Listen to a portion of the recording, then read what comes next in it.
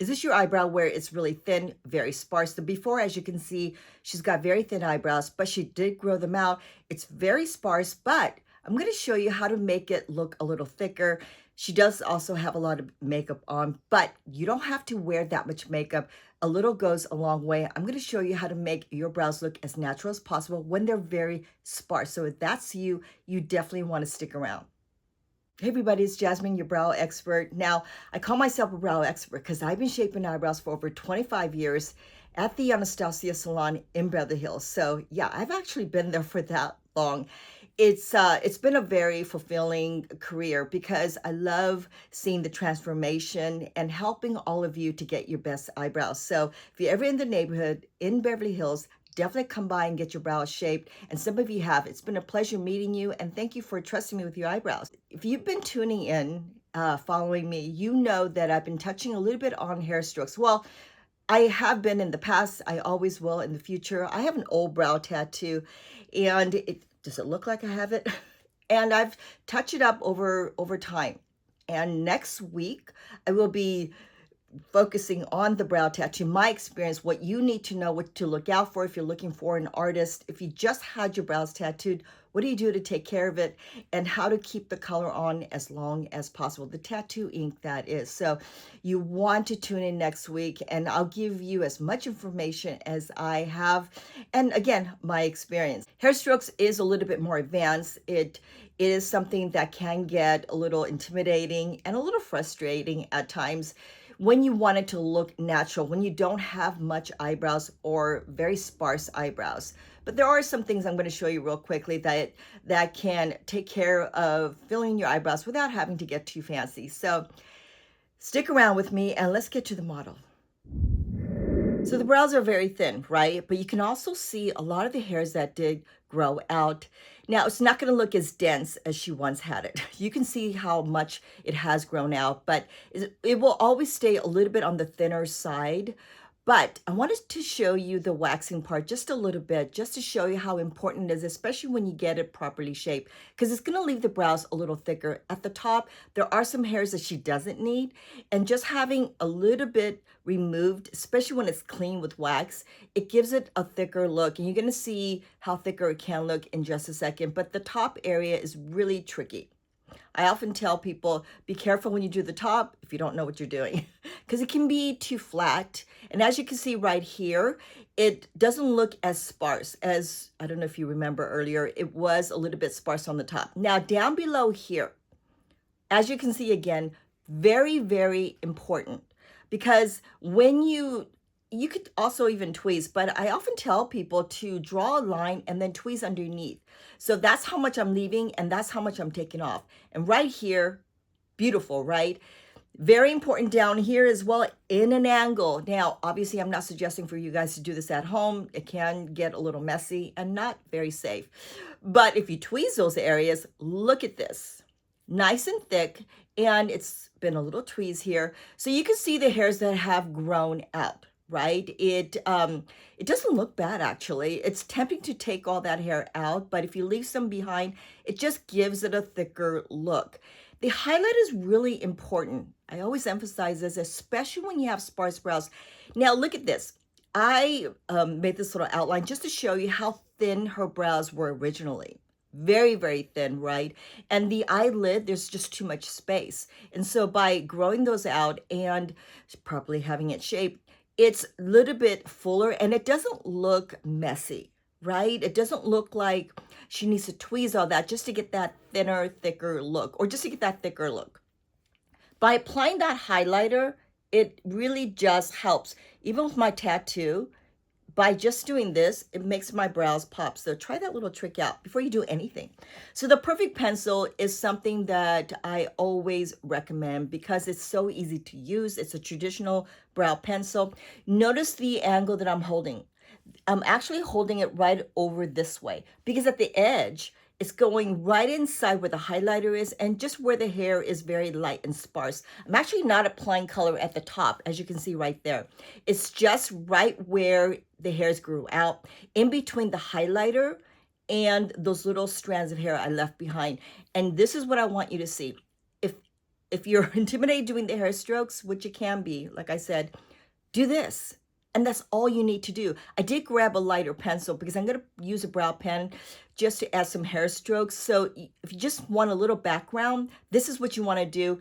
I used a medium brown pencil on her. If you have her coloring, you could also use dark brown. But just a little bit, as you can see right here with the highlighter, goes a long way, and you could call it a day. Just this will last you all day with a little bit of brow gel. Of course, brow gels keep the color on longer, which is why I always stress that. Okay, so the brow pen. It looks like a marker. It can be intimidating, like I said. The intimidation part is because it's wet and it can get messy. So try it out on your hand first. So the pen is something that I recommend everyone to use because you could also fill in little holes. If you just have a hole, draw a little line with this pen. Again, as you can see, I'm holding it in an angle above. You're only using the tip of the pencil. Look at this. It's going over the pencil I applied. If you use a powder, do the same thing. Now I'm just randomly drawing lines in an angle right where the base is, meaning where the highlighter is and where those little light strands and where the pencil is. I'm not bothering at the top of the eyebrows, just right down below. So that's why the highlighter is important, because it's kind of like it's a base. I'm randomly drawing these lines with a light pressure. Try it out with your hand. Okay, if you press hard, you get thicker lines. If you press very lightly, you get very thin lines. When I say press, just scratch very lightly. And I'm using a dark pen I'm being very close up to you now. This, see, just by lightly scratching, and this is something that I do all the time, which is why I'm pretty good at it. But I'm leaving this very, very crazy. So that way you can see how beautiful it can look. And by using the spoolie brush, very important as well, because when you spoolie the pen, it tones everything down, but it doesn't take away the hair strokes.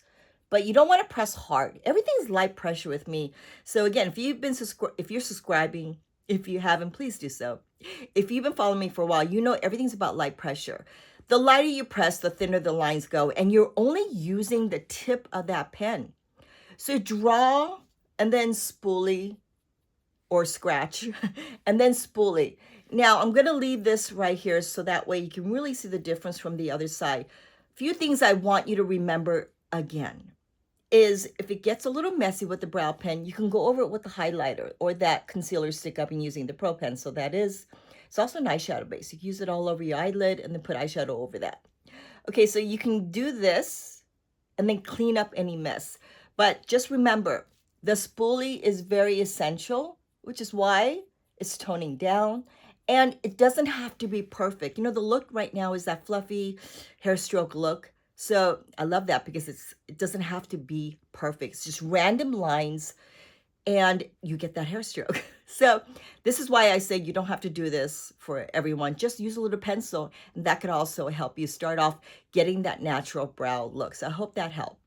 And you can actually see the hair strokes, right? Especially when you compare it to my other eyebrow. Now, like I said, the good thing is that I have a tattoo underneath, which is giving me that background. If you just put hair strokes on bare skin, it does work, but it can get a little bit too dark. Now, if you're wondering, I want to try this out, I want to use a brow pen. The pens, like I said, has that kind of wet-like feel. So it can go on really dark. Pick a color that is a little bit lighter than what you're tempted to get. I suggest going to a cosmetic counter, Nordstrom, Sephora, anywhere that sells the brow pen, Anastasia, Beverly Hills, and have them help you match a color. Just using the tip, that's what's giving you that thin line. And light pressure, and you're just lightly stroking. Now, I didn't do this eyebrow, right? But I want you to zoom in. Now you get to see me really close up. And I saved this eyebrow for you. So you can see again, it can get messy. So if I press hard, if I use the base of the pen, it can look like this. And then you're like, oh, okay, well, that's kind of dark. And it's a little hard to go back from that. So that's why you want to use your hand or something to kind of feel the pressure. The hand's the best because obviously it's skin and you can see how well it's laying down. Now, now you're going to see me do this again. And I'm just going to use the tip of the pen. And then I'm lightly just touching my eyebrows. See that? Now I'm obviously going above the brows so that way you can see that line compared to this line. So it's just light, light, light. Now, that's what I said earlier about going randomly. Because if you go random, you get these not perfect lines. And that's what you want. You don't want it to be perfect. So this does obviously take a little bit of practice. You don't have to go that fast. You can go a little slower. As long as I find that if you go slow, you shake a little and you can press too hard. Have a light grip and then just lightly go over your eyebrows this way. And I always say in an angle, if you do this, your brows end up looking straight up. And I don't find that to be attractive. I like it more this way as opposed to straight up and down. So that way it looks more believable, right? More realistic. So again, this way. And I did this side because, that's where the model was. And it's important for you to see that everything is above my eyebrows. And I wanted you to see, how do you do the left eyebrow if you're right-handed? And the other way around as well, right? So it's this and then this, right? I'm doing this because I realize how crazy I look. But you guys have been sticking around and been patient enough to hear me talk about how to do this side. So thank you for that. I know that I can ramble on. I know I can talk too much. So I hope that this lesson did help you because I know that I'm good at least showing you guys some of the best tips that I am good at. And I will write down the makeup I have on my face. Some of you have asked me, what do you wear on your face? How much makeup? What do you do for mature skin? I'm nearing my 60 years old, which I can't believe I'm saying that, but I think I'm going to get used to saying that. And I find that less is more. But brows, eyeliner, mascara, and good skin is everything to me. And I hope that is what you will find to be useful for you. If you are maturing, less makeup, but good skin, frame is important, right? Because as we age, we lose the frame, which is why I want you to tune in next week because brows are so important. This is why I devoted my career on eyebrows, is that when you have the frame on your face, which is the brows, if you have some eyelashes and good skin, the older you get, the younger you can look. I find that to be for me, and I hope that helps you out as well. Let me know if this video has been helpful. Don't forget about next week, and share this. Let others know about next week. Share this with anyone that you know can use a tip on thin brows to fuller brows, and I'll see you guys next week.